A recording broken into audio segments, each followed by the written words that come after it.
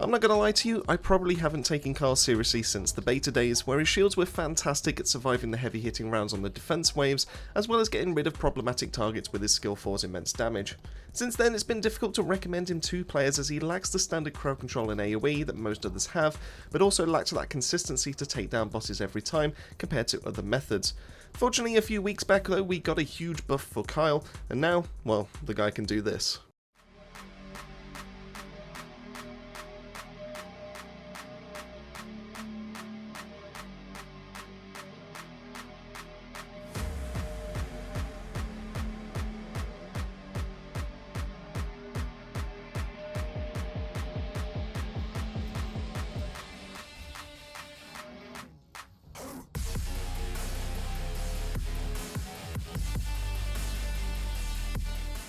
So in today's video, we'll be taking a look at my current recommended loadouts for Kyle, one for bossing and one for general mobbing, to help you get his Arche Tuning leveled up. We'll cover all things to do with Arche Tuning, reactors, gear, playstyle, and everything else that you may need to know. As always, we've got a lot to cover, so if all that sounds good to you, then let's get to it. Now, as we've never brought Kyle to the channel before, let's start having a quick whiz through some of his kit to understand some of the module choices that have been gone into making these builds. Now, the best place to start is going to be his passive of Experienced Technician. The main thing we're going to focus on here is going to be that Magnetic Force section, talking about how we can, what the maximum amount of the special resource is going to be. This is going to be your max shield times 200%, so it's essentially going to be double that of what your max shield stat is going to be. And the more shield that you do have, the more resource you can gather, but keep in mind that when it comes to his skills in terms of gathering it, it's going to be percentage based, so it doesn't matter how much you do have, you're still going to be generating it at the exact same speed regardless of actually the maximum in terms of if it was 50,000 or if it's going to be 1,000. Now when it comes to his skills, his skill 1 and skill 2 are going to be generation abilities for Magnetic Force, skill 3 is going to be your defensive use of it, and skill 4 is going to be your offensive use. Skill 1 is going to be Repulsion Dash, which does have 3 stacks just as standard, and it just is a basic kind of ability. You just have dash forward, just a shoulder barge, and then it just does some damage at the end of it. But the main reason why we use this is to be able to get that Magnetic Force recovery. Every single time you activate this without hitting any enemies, you're going to be getting 25% of your max shield back as Magnetic Force, and then you will increase that by 10% of your max shield per enemy that you manage to hit with that single cast. So the more range that you do have, the easier you'll be able to stack up your Magnetic Force if you're going into the mobbing side of things, but obviously when it comes to the bossing, we don't have any targets for that, so we're just going to rely on that just like constant resource of just being able to get that force recovery just from using the ability in the first place. Now skill 2, you're not going to be using it as the movie on the left hand side suggests. Very rarely are you ever going to use it for this reason, but what you will use skill 2 for is going into the Colossus side of things, because it's a fantastic way of being able to build up some magnetic force, and while you'd have this ability active, you will be getting 10% of your max shield per cycle. The cycle happens every single second, and this ability lasts for 8 seconds. Now just keep in mind that while it does say a duration of 8 seconds, you will not be getting 8 ticks of this, you will only get 7, so you do need a little bit of duration increase to be able to actually get that last one. It's a bit annoying, but it is what it is. But you will be getting 10% of your max shield per cycle, so you will be getting up to 70% of your max shield just from having this ability active. Skill 3 is going to be your defensive use, and this is Magnetism Spurt, so when you have this active, when you press it the first time, you will be then, every single bit of damage that you will be taking is going to go against your Magnetic Force instead of your shield or your HP bar, and then when you do activate this a second time, or you last the full duration of 15 seconds, it will then do a massive AoE affecting all enemies within that area by going into the radius for 3,138% of your skill power. Now this does get increased even further based on the amount of consumed magnetic force, so the more damage that you actually take in this ability, the more damage you will then do when it comes to the end of it. So just keep that in mind, that if you do want to use this as like a get out of jail free or just like a panic button or anything like that, you absolutely can do that with skill 3. Now, skill 4 is where your magnetic force is going to be translated into damage, so if we have a look at superconductivity thrusters, this essentially allows you to be able to fly around the map for 6 seconds, and you will be doing a huge amount of damage from your skill power times by that 40,420.9% damage, but the additional damage is going to be your magnetic force, which is consumed when you activate this ability, times by that 38,585% multiplier. So the more magnetic force that we do have, so heavily investing into things like shield, the more that we do have generated when we activate this, the more damage we're going to be doing with this ability, and this is the reason why we're able to do those one-shots. So the main takeaways when it comes to his kit is that we want to build into skill power and shield. That is going to be the main kind of things to be able to focus on. When it comes to the mobbing side, we also want to be going into things like cooldown. So we do go into nimble fingers and MP conversion, and we also combine that with focus on non-attribute because we don't need the max amount of skill power to be able to get the mobbing side of things off the ground. It is a fantastic way of being able to do that. We combine that with non-attribute amplification to give ourselves even more skill power, just to make sure that we do have that one-shot capability when it comes to the mobbing side. When it comes to the shield component side of things, we do want to go into stim accelerant, increased shield, HP conversion shield, and amplification control, which is going to help us out with range as well as additional shield. And then overwhelming shield is just going to combine everything all together to make ourselves have about 22k amounts worth of shield when we combine it with our Arche Tuning, which we'll be covering a little bit later. So this is going to give ourselves a really nice kind of increase to the amount of max magnetic force. So as you can see, we're just shy of 44k with that. So we are stacking up a massive amount when it comes to that. The last mod that we do go and slot in here is going to be Preemptive Strike. I do like this for a mobbing ability because this allows you to be able to just get those consistent one-shots and you're not messing about too much when it comes to like the trash enemies that exist. So Preemptive Strike is fantastic and definitely worth a slot when it comes to this build.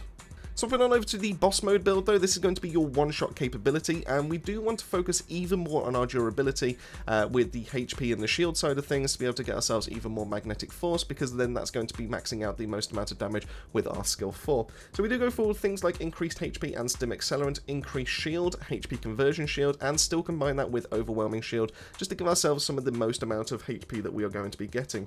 Now we do combine this with even more boost to the amount of skill power that we do have, so we are going for spear and shield, which is going to help us with a little bit more skill power. We do have non-attribute amplification. Instead of the non-attribute side of things, we are going for maximized skill.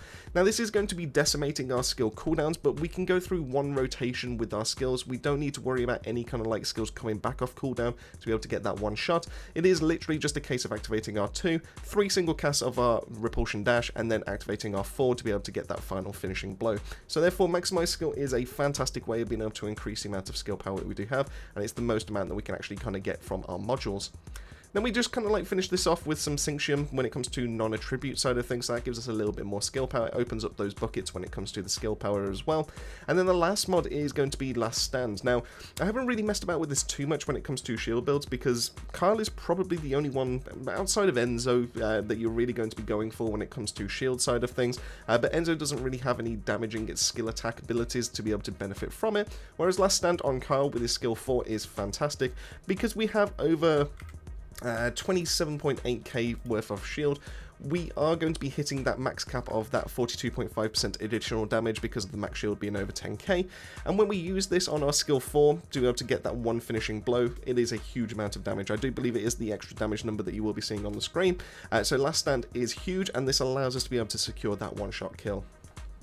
Now swapping on over to the reactor side of things, we do want to have 2 separate reactors, one for mobbing and one for Colossus fights. When it comes to the mobbing side of things, you do want to go for a materialized mechanics, and you do want to be able to get the rolls of skill cooldown as well as either tech or non-attribute skill power boost ratio. Now technically non-attribute would be slightly better because that will also be boosting up your 3, but your 3 is already decent enough damage when it comes to the mobbing side of things, so you don't need the extra, but it is quite nice, and if you do want to benefit from everything, then that's going to be the way to be able to do it. Now, when it comes to the mounting, you do want to be able to go for tactical rifle. We will be covering that in a couple of sections time, but that is also going to translate across over to our Colossus one, so we do want to go for tactical rifle mounting, materialized mechanics once again, and the real reason why we want to go for this side for that time is the fact that our skill 4 is going to be our damage dealer, and that is a tech ability, so therefore we want to go into additional skill attack when attacking Colossus, as well as that tech skill power boost ratio, as that's the biggest amount of damage increase that we can get for that ability.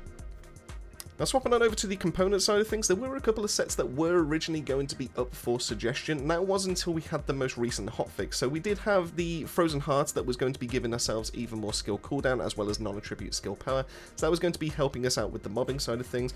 We've always got the tried and tested Slayer side as well when it comes to skill cost, because Kyle doesn't have an MP bar. the skill cost side of things was just kind of like null and void. There was no point. But now, because the recent hotfix changing what the Enlightened Mage set is now doing, instead of it being a 5-second duration, and it's now gone up to 15 seconds, this means that you can have way more uptime with this, and it does mean that it should be eclipsing that of what the Slayer set is able to do, especially when it comes to the mobbing side as well as being able to go into the bossing. Now, with the bossing, you absolutely needed the Enlightened Mage to be able to get the most amount of skill power, and that allowed you to be able to secure the one shot. When it comes to the skill rotation, though, from being able to use this, so I've prepared a Gluttony right here to be able to kind of like talk about it and just kind of like discuss. When you first spawn in, you need to activate your skill 2. You need to let this run the full duration, so you don't want to cancel this anywhere near it, just before it actually expires just by itself. And then usually you would then walk up to where Gluttony is. Like the main kind of thing. The main thing to focus here is that truth stack on the left. Now that it's disappeared, we can now go into our full rotation. So we activate our once 3 times. That gives us the full buff. And then we can then go into our skill 4, and that allows us to be able to secure that first one. You will also notice that we did have a pest control stack. I will be talking about that very, very shortly, because that is vitally important to be able to actually get the one shot when it comes to Gluttony. But essentially that is the skill rotation to be able to secure that one shot when it comes to Gluttony and anything that's before. Now, when it comes to the weaponry side of things, there is only one option right here, and that is going to be Secret Guard. And of course, if you are mobbing, you can get away with things like Malevolence and everything like that just to be able to help you out. But Secret Garden is going to be the main way to be able to boost up your skill viability. And if we go into the details of this just to understand it, because your skill 1 and skill 4 are tech abilities, you have a 50% chance of being able to trigger pest control. To give you an idea of what that means when it comes to the bossing side of things, you do need at least one single stack of pest control to be able to get the one shot. So you essentially have 4 coin flips. You need one of those to land on heads, essentially. Looking at the odds of that, 4 single coin flips and everything like that, that is a 93.8% chance of hitting at least 1 stack of pest control. So you have a 93.8% chance of being able to get the one shot when it comes to Gluttony. When it comes to the module side of things, it doesn't really matter too much because none of these transfer across to any of his skills. If you are looking to use it for like a mobbing build and everything like that, Brisk Walk is still a fantastic mod to be able to slot in, because that's going to help you out in terms of like movement speed and clearing. But in terms of anything else, it's just primarily just going to help the rest of the gun. So if you do need to be able to fire off a couple of shots, this is probably the build that I would probably recommend, but it doesn't really matter too much. And when it comes to the Arche Tuning side of things, we are going to have 2 separate boards, and this is going to be the one that I'm going to talk about when it comes to the bossing, and then we do have one for the mobbing. When it comes to the bossing, we will be looking to maximize out our HP and our shield bars, so we are going down here, grabbing these purple nodes, and then we're also looking to be able to connect with the enhanced max HP there, just be able to boost up our viability a little bit more, but it's also going to help us out with the amount of max resource that we do have. And then lastly, over on the right hand side, we are looking to be able to boost into skill power as much as possible, but technically the skill cost and the skill effect range isn't really helping when it comes to the bossing side, so we do want to hit the top. And while MP recovery is a bit of a waste, being able to hit ourselves into additional skill attack when attacking Colossus is quite nice, and that allows us to be able to boost our skill power even further. So this is going to be the build that I do recommend for the bossing side of things.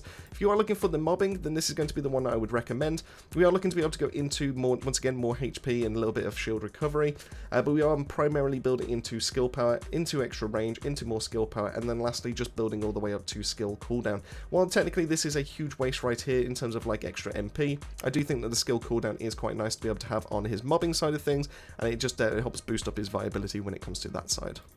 And then lastly, we get to talk about the Inversion Reinforcement, and to be completely honest with you, in all honesty, there really isn't much here on this tree that is going to be helping us out. Of course, technically you could make an argument for focus rounds really helping you out when it comes to the mobbing side of things, helping you out when it comes to the enhanced focus rounds, being able to do the all attribute resistance and everything like that, but it's not really going to help you when it comes to the one shot for the Colossus or anything like that, so it's just not really viable. You do have some like generic stuff that's going to help you out with the mobbing, with Arche Circulation helping you out with skill cooldown, Adrenaline Rush helping you out with movement speed, you do have Shield Particle Augmentation to help you out with increases to your max shield.